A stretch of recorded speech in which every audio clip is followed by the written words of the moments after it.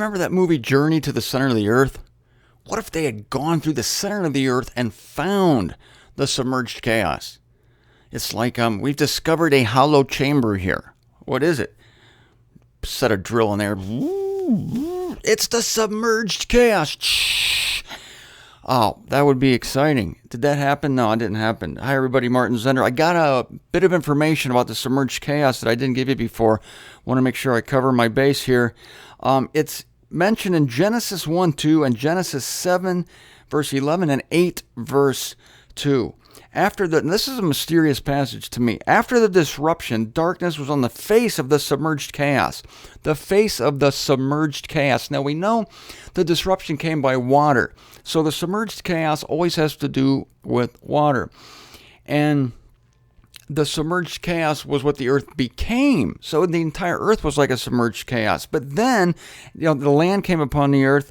But then we read in Genesis 7 that the springs of the submerged chaos were broken up. That happened at the flood. For a reference there, Genesis 7:11 and Genesis 8:2. So the submerged chaos was broken up. So there was much water underneath, and it was broken up. And perhaps that's why there's a well now to the submerged chaos. It's not as full as it was because much of that water came up and was part of the flood of Noah. As you know, the flood of Noah was not only rain, but it was a canopy of water above the earth that came down, and there was the submerged chaos which broke up. All right? And again, this is a holding place for spiritual beings as well as the gloomy caverns of Tartarus mentioned by Peter in 2 Peter. So there are caverns. Do I believe it? I do. Holding places, large areas. All very fascinating. Tells you that we see but a small portion of the world. We're on the tiny part of the earth, the crust of the earth, and we walk around like doi, when above us there are myriad spiritual beings, 24 elders, the animals, and beneath us there are locusts being prepared, there is a submerged chaos, and there are gloomy caverns of Tartarus. And we're like, I don't see anything. Well, that's because you don't have spiritual vision. But we're being told here, we're being given a glimpse behind the scenes, under the surface, and above the stage, depending on what part of Scripture you're looking at. So back to the locusts, which are ever so real. Let's look at the locusts of Exodus 10. There were no locusts like these before. And so I'm going to go to Exodus 10 now and verse 14. The locusts invaded all Egypt and settled down in every area of the country in great numbers. Never before had there been such a plague of locusts, nor will there ever be again. Ooh, Martin, the Scripture contradicts itself. It says there will never be a plague of locusts again. Doesn't say that. Never before has there been such a plague of locusts. These locusts of the unveiling are different than the locusts of Exodus, as terrible as they were. Let's read a little more detail in Exodus 10 about those locusts. So Moses stretched out his staff across the land of Egypt, and the Lord directed an east wind on the land all that day and all that night. See the wind. They didn't come from any submerged chaos here. They're coming from the result of an east wind. So they were somewhere on the earth. The east wind came on the land all day and all night, and when it was morning, the east wind brought the locusts. Excuse me. Thank you very much. Again, a trumpet blast from yours truly. The locusts, I will never choke back a sneeze during this entire series. I don't care what it takes. I don't care how stupid it may sound or look. The locusts came up over all the land of Egypt and settled in all the territory of Egypt. They were very numerous. They covered the surface of the whole land so that the land was darkened. The land, get this, was darkened. You could not see the surface of the land because of these locusts. Keep that in mind. Number. And they ate every plant of the land. These locusts, the unveiling, are not allowed to eat the plants. They don't damage the grass. They're told not to.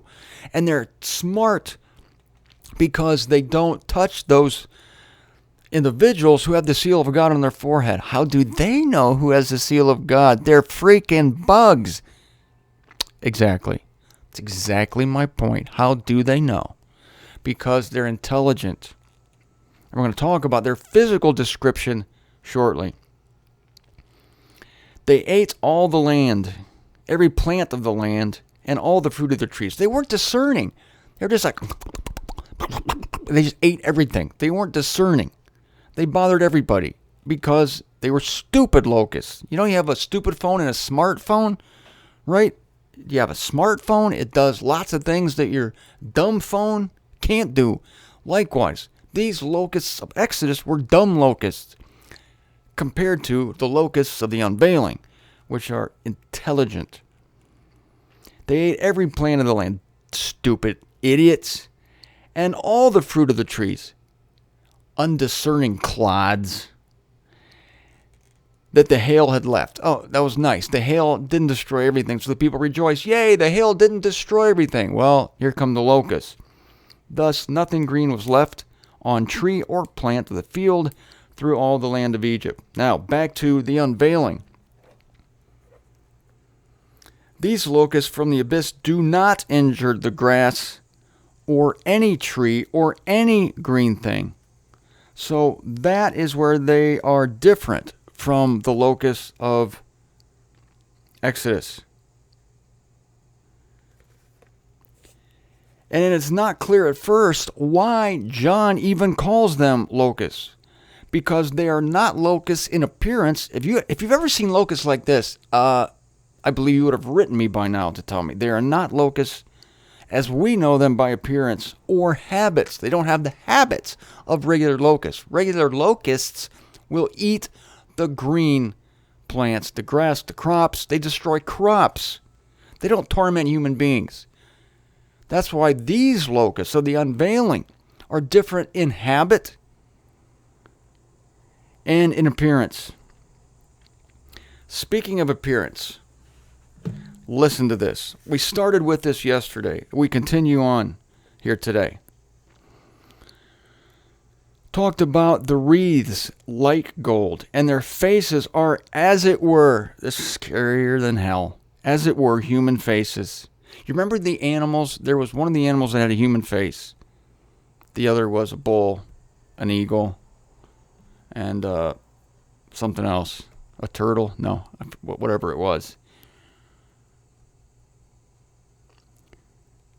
And they had hair as the hair of women. They do have something that looks like hair. And it looks like the hair of women. It's as the hair of women, but it's not the hair of women. But it's like it. And they have human faces, as it were human faces. Oh, I shudder to think of one of these things looking at you with this hair and the face. And their teeth are as if they were lions' teeth. Their teeth are sharp, like Bruce the shark in Jaws. Comes out of the water, and the first thing you see are this thing's teeth. And I picture these locusts, and so does John, having teeth like this. And he describes it as the teeth of a lion. And they had cuirasses. A cuirass is a defense, a piece of armor. It's not a breastplate, because a breastplate only covers the front of you. A cuirass goes all the way around. Covers the back too, which would be very helpful for George Custer and his army. The Battle of Little Bighorn there, to have cuirasses. I would want something covering my back for those arrows coming.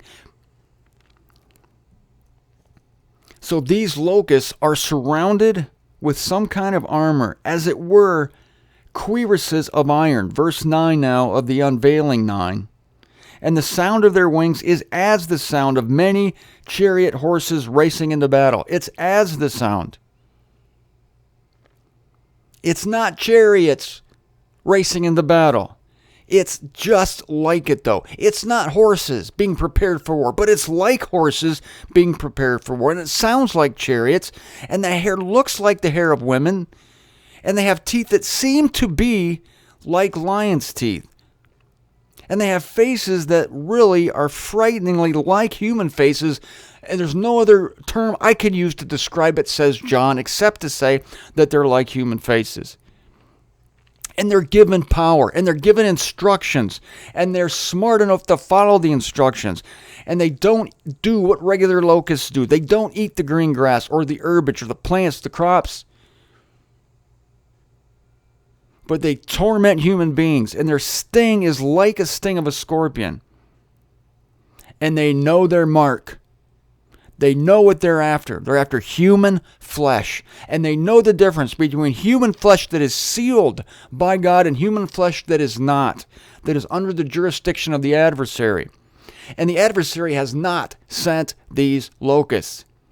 Satan has not sent Apollyon. God has dispatched Apollyon, who answers to the trumpet of the fifth messenger, who is one of the seven spirits of God standing by the throne, surrounding the lambkin and the throne of God.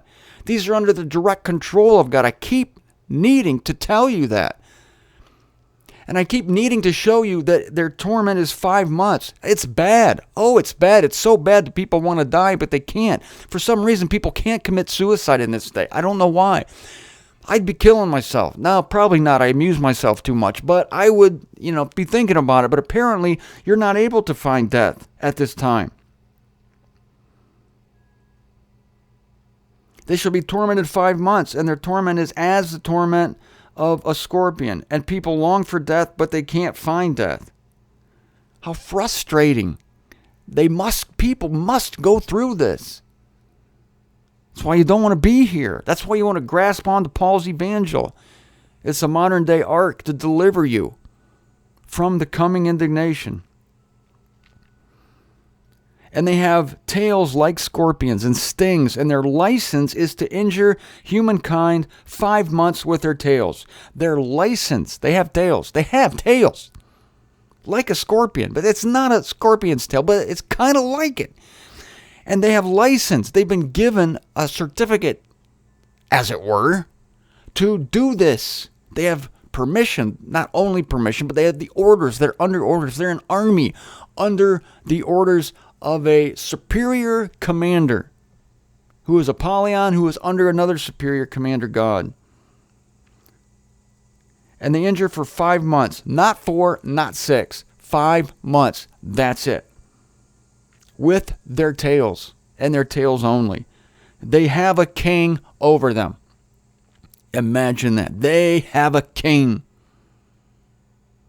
The messenger of the submerged chaos.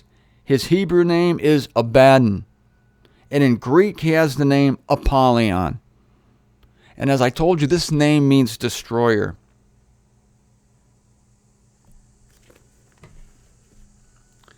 Tomorrow, the characteristic that marks locusts, that will mark these locusts, that will scare the living daylights out of you.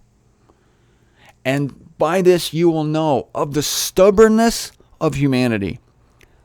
Again, I say, only when you see the depth, the breadth, the height, the intensity of these trials do you realize the breadth, depth, intensity of the resistance, the stubbornness of humanity. And this world would go on and on and on in this terrible condition of apathy, of not caring, of trying to drive God from their consciousness, from the world, and God is going to mercifully put a stop to it. And it's only going to take 3.5 years. He's going to put a stop to it. He's going to put people out of their own misery. And he's going to use these locusts to do it. And if God determines that is necessary, who are we to tell him otherwise?